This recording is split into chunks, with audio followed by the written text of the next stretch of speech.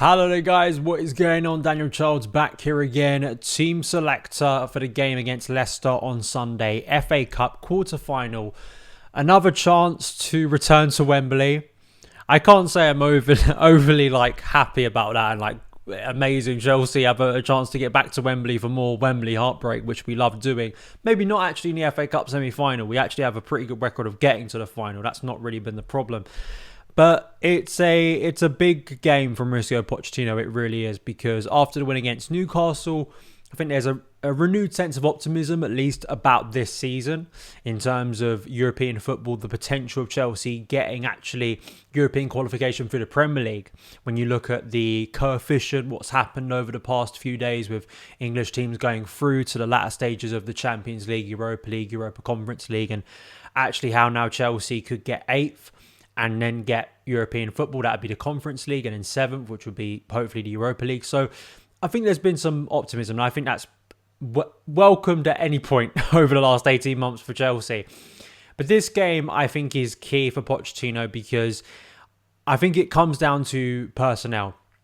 And I think what the mistake he made, or maybe not the mistake, and it's easy to, in hindsight and as a fan go, why did he make so many changes against Leeds and it nearly cost us? But then you factor in we just played 120 minutes against Liverpool.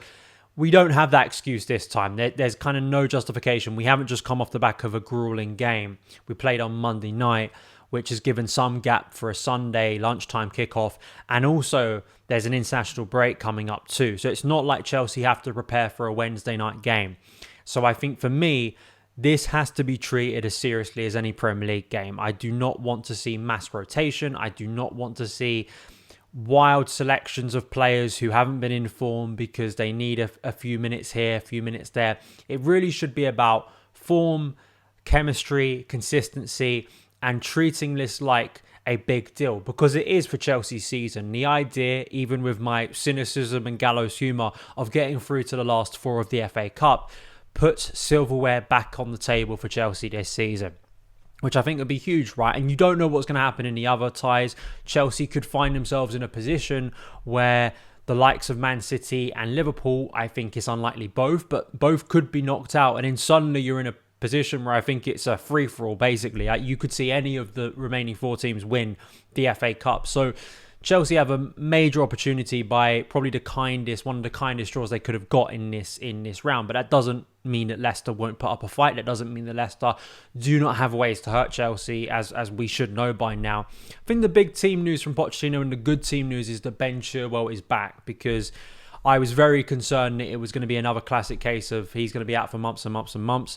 And it's actually nice to see that he's returned, he's recovered, he's back in training.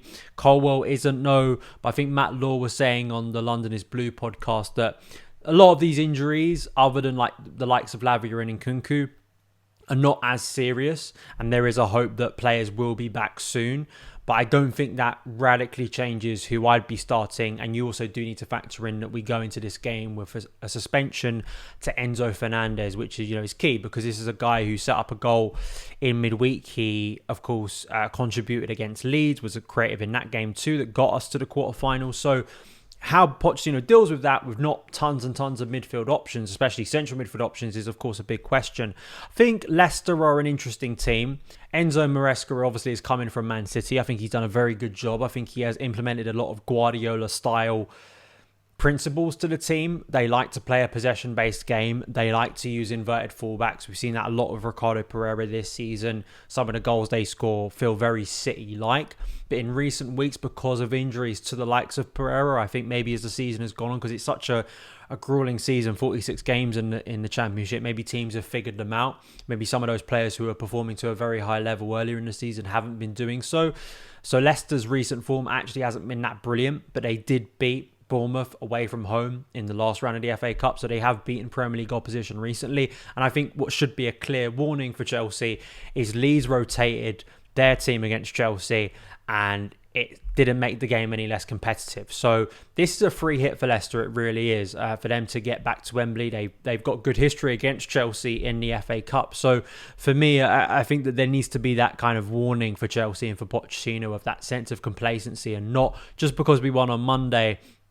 You know, it feels like Chelsea this season at times have gotten up to a brink of a real crisis point, and the team has actually responded by a good result. But then we kind of go into the next game or the next few games and our performance level dips again. And that really can't happen for this game because it is so crucial. And, if you can imagine a nightmare scenario of Chelsea going into an international break, not winning this game, how drastically the mood, especially towards Pochettino, would swing the other way again. And I do think that that's where, from a tactical point of view, Chelsea, for me in this game, Leicester like to build up in a back three, especially in possession.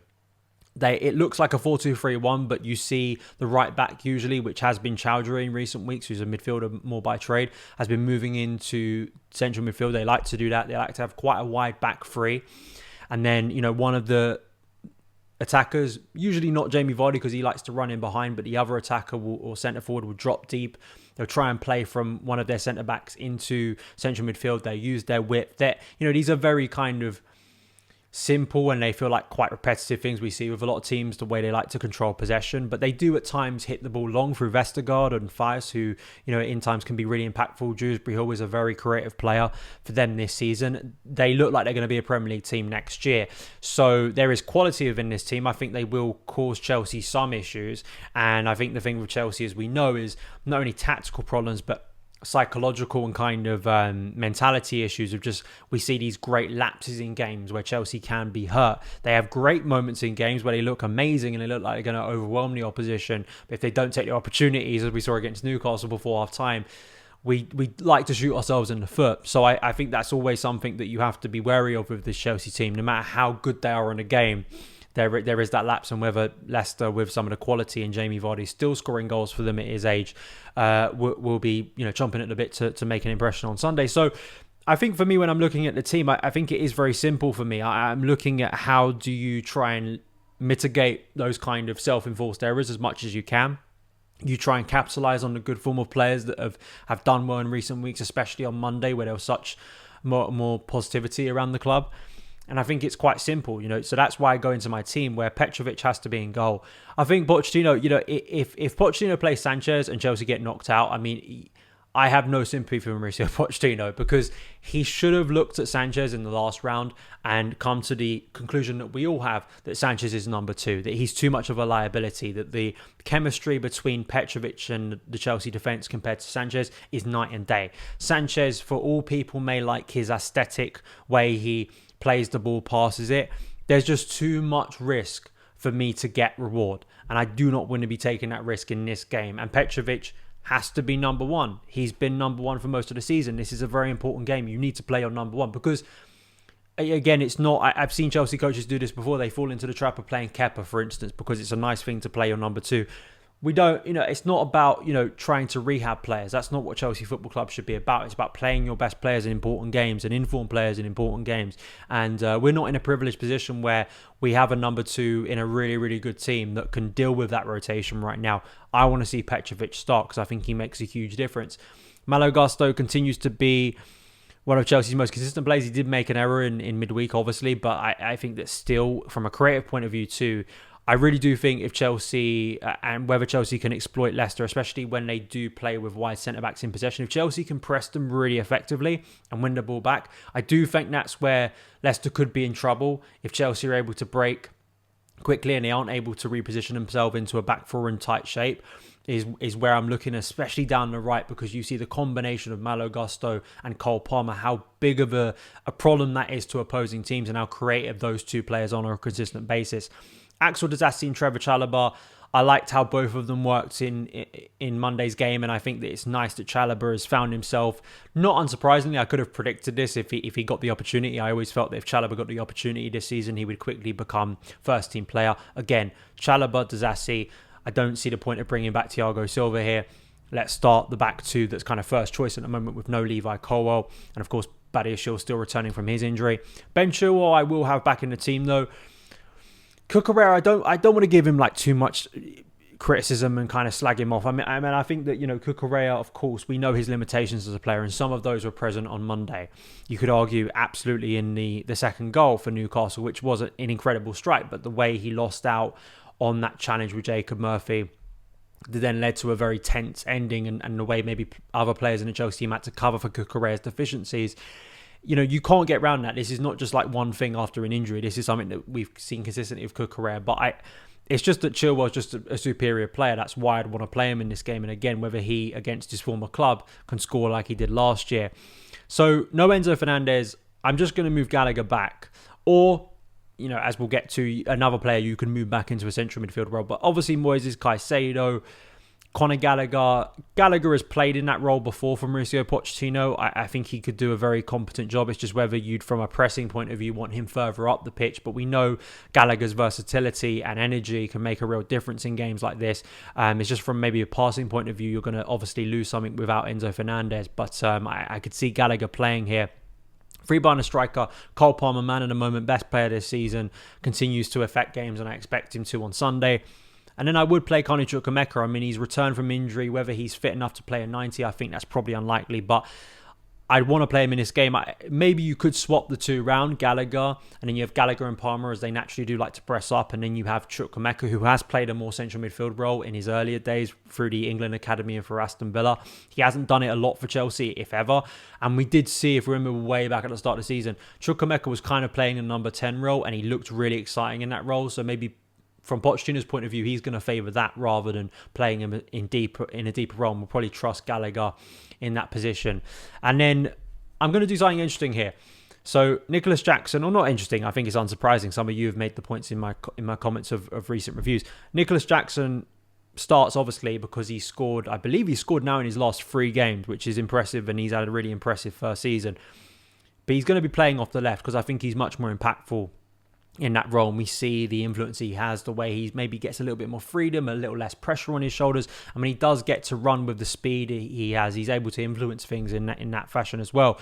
And Mykhailo Mudryk then, for me, would play a central role.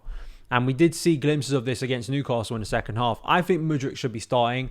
Now, I know he has limitations in the sense that I think from his tactical awareness, maybe his game intelligence at times, still isn't up to where Pochettino probably would want it to be.